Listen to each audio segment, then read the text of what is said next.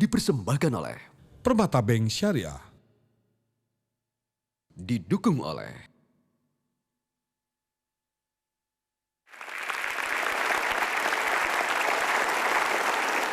Tadi kita sudah mendengar kisah tentang Ibu Sarah yang terpilih untuk berangkat ke Barcelona di Spanyol, mewakili bangsa Indonesia atau guru-guru di Indonesia. Dan saya sudah tidak sabar ingin memperkenalkan Anda pada seorang guru yang kreatif, inovatif, dan guru ini berasal dari Solo. Siapa dia? Mari kita sambut Ibu Rahayu.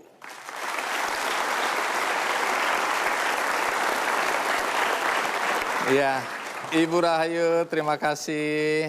Apa kabar? Alhamdulillah. Silakan duduk. Jadi Ibu Rahayu betul dari Solo? Betul. Betul Iya, profesinya sebagai guru?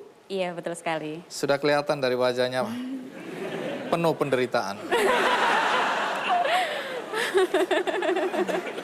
Panggilannya Ibu Yayu ya? Iya, betul. Ibu Yayu guru apa? Saya guru pendidikan kewarganegaraan SMK. Masih ada itu ya? Itulah. Itulah. Itulah. Nah, udah mulai menderita kan? Sudah berapa lama Ibu jadi guru? Saya jadi guru itu sejak usia saya 15 tahun. Jadi waktu... Tadi SD ini 15 tahun. Iya, 15 tahun. Kebetulan saya dari Sekolah Pendidikan Guru, Bang. Oh, Iya, terus? jadi dari SPG kelas 1 saya sudah mulai ngajar.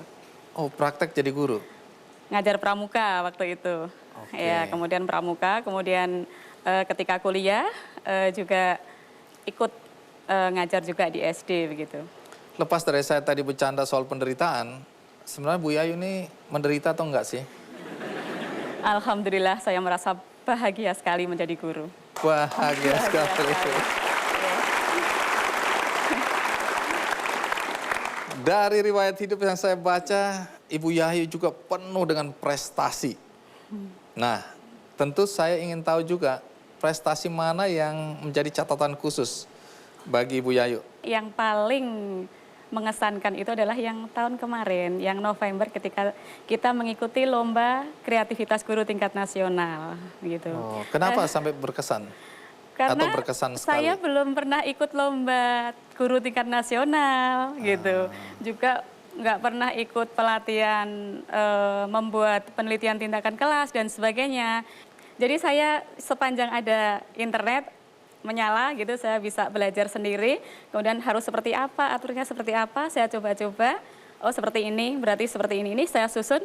Alhamdulillah masuk finalis dan se-Indonesia itu SMK-nya hanya 2 untuk yang non-science gitu. Dan Ibu alhamdulillah. salah satu di antara 2 itu. Iya, salah satu di antara 2 itu. Ya.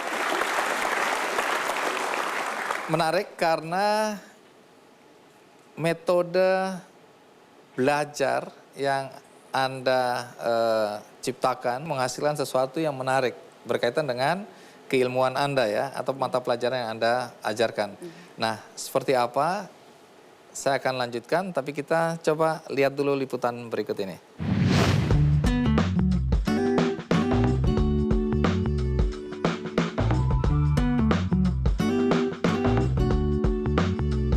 Tidak bisa dipungkiri bahwa peran guru dalam dunia pendidikan merupakan pemegang kendali utama yang membantu siswa menuju jenjang pendidikan formal yang lebih tinggi. Namun dengan metode pengajaran yang konvensional, siswa sering merasa bosan. Itulah yang menjadi keprihatinan Rahayu Ningsih atau akrab dipanggil Yayu. Wanita kelahiran Sukoharjo 30 Maret 1970 ini sadar bahwa mata pelajaran kewarganegaraan atau PKN yang dipimpinnya kurang bisa diimplementasikan oleh anak didiknya jika hanya menggunakan metode hafalan. Oleh karena itu, Yayu menciptakan sebuah metode unik dan kreatif yang dinamakan simulasi kesadaran berkonstitusi. Simulasi ini mencoba melibatkan pesertanya untuk bisa saling bertukar pendapat melalui cara yang menyenangkan. Simulasi ini ternyata menghantarkan Yayu meraih juara 1 lomba kreativitas guru SMA MA dan SMK bidang non-sains tingkat nasional pada November 2013 lalu. Saat ini, Yayu terus aktif mengajar di SMK Muhammadiyah 4 Surakarta. Wanita yang telah berhasil menyelesaikan pendidikan doktoralnya ini memiliki prinsip, Setiap langkah kecil yang dilakukan demi kebaikan siswa, khususnya pendidikan moral bagi bangsa, pasti memiliki manfaat di masa depan.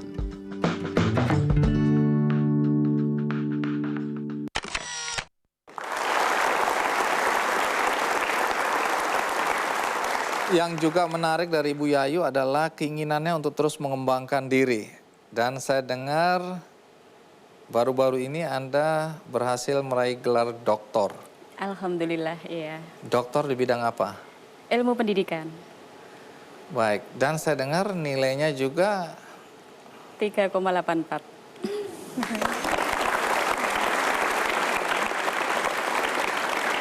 bahkan sebelum itu Anda waktu mengambil S2 juga termasuk dalam waktu yang sangat singkat ya. Alhamdulillah. Berapa tahun? 1 tahun 2 bulan.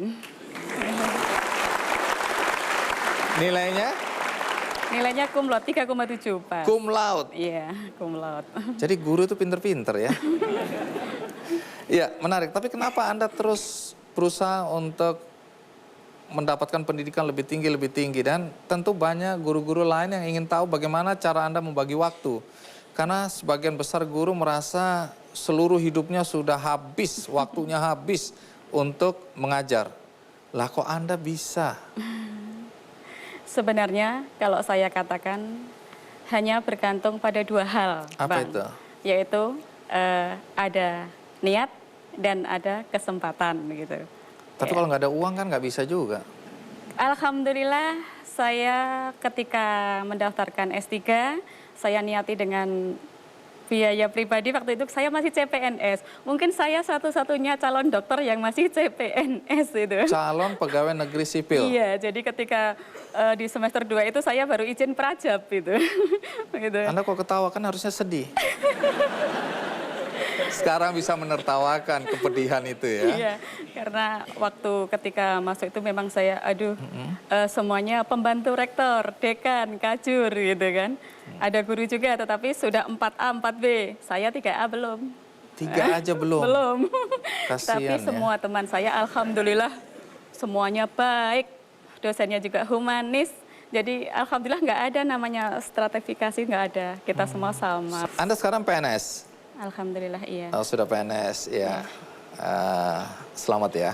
Terima kasih. Tapi berapa lama dari Anda mengabdi sampai diangkat jadi pegawai negeri sipil itu berapa lama Anda harus menunggu? Sebenarnya waktu itu kayaknya mimpi itu sudah hilang. Dalam arti saya usia 38 tahun baru CPNS. Gitu. Sesudah menanti berapa lama? Sesudah lulus, berarti dari 98 pas formalnya. Ya, Baru dari, belakangan ini iya, diangkat jadi PNS. Iya, tapi jadi tetap 2010. semangat ya? Nggak masalah kan, bukan karena PNS atau enggaknya. Niat kita kalau didasari dengan mencari uang, mencari materi, jangan jadi guru. Jadi Kalau host mau- Kick Andy ya?